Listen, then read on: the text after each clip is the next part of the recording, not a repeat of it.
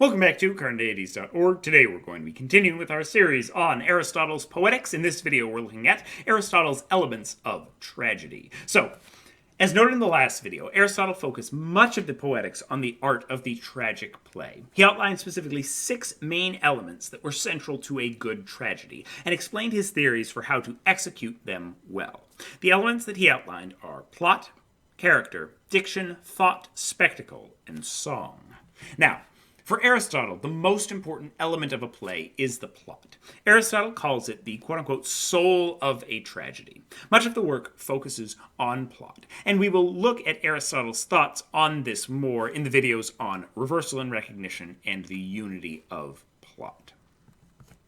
The second most important element for Aristotle is character. Remember that in a tragedy, Aristotle argues that people are depicted as better than they are. Aristotle describes 4 features of a character that the character must possess. They have to be good, i.e. they have some understandable moral motivation, i.e. their actions and their purpose is good. They have to have propriety, i.e. they exemplify virtues, which is slightly but importantly different. They are virtuous. That has to do with kind of their internal character as opposed to the actions and goals that they have within the play. They have to be realistic. They have to be true to kind of lived experience. They have to be consistent, noting that one may be consistently inconsistent. We're going to have more on this in the video on tragic figures, but a quick note right here. So this description of the features of a character doesn't perfectly match onto our modern notions. So if this seems a little confusing, it may be because Aristotle is talking about an older form of art and theater, not because you don't understand. We often think that something can be tragic, even if those depicted are not perfect moral paragons.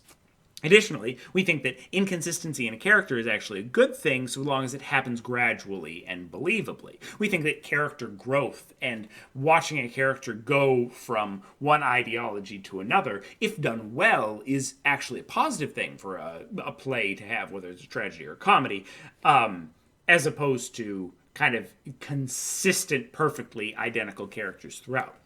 It's a more interesting story to our modern notions to watch a character develop and change over time than to simply watch people that will never be able to change. So it's important to remember with this that Aristotle is writing early in the creation of the theater, and a one-dimensional character may be preferable to one that changes arbitrarily and has absolutely no consistency within what they're doing. If they're smart one moment and dumb the next, if they have an accent one moment and don't have one the next, that lack of consistency could kind of take you out of the moment.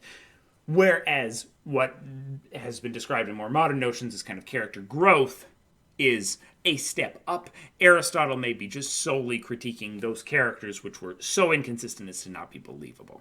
Though, that may be up to interpretation. The third most important element of Aristotle's tragic framework is thought. This is broadly the kind of moral or logical proofs pointing to a conclusion present in the play. So this is the moral of the play. What is the idea that is present? What is the kind of reasoning or argument that is being put forth? This is often expressed in a logical process, followed by the characters in a speech or scene in the proverbs and maxims that are used by the characters. It's kind of the, what's the concept behind the play? What is the message the play is trying to get across, if there is one? The fact that this is less important than plot or character was in direct contradiction to Plato's idea that the purpose of the theater was solely to persuade, and for that reason we shouldn't have theater, because they're persuading based on emotion, not logic. Aristotle said that thought and these kind of logical elements can be part of the play, but they should be subservient to the plot and the character. Diction is exactly what it sounds like, the way to speak the words in a particular way, the ability to speak the words in a particular way. While Aristotle finds this an important element, he considers it as a separate art from poetry, given he's primarily focused on the writing of plays, not their performances. Whether or not the utterance of the words expresses their meaning adequately is important, but it is not within the control of the writer. Aristotle similarly gives short shrift to song as holding the chief place among the embellishments, and not really saying anything else. So Aristotle is not concerned with writing a treatise on acting. is what you can take from this. While he thinks that kind of acting and the portrayal is an important part of a tragedy, he doesn't really care about it, and it's not what he's concerned with. He's concerned with the writing of the tragedy and the language that's used, not the portrayal. Similarly, for Aristotle, spectacle demands more on the art of the stage mechanist than the poet. However, Aristotle has a particular disdain for spectacle among kind of the things that he doesn't feel feature so centrally within a tragedy, arguing that the power of the story should come from the plot and the characters, not the special effects that can be employed. A sentiment that is generally alive and well today in the world of theater critics. The final video in the series is going to look at the idea of deus ex machina and some of Aristotle's ideas, both as that as use as a plot device, but also as a use of spectacle.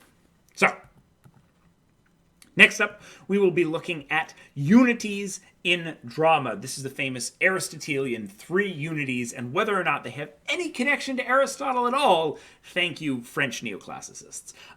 Watch this video and more here at Carneades.org, and stay skeptical, everybody.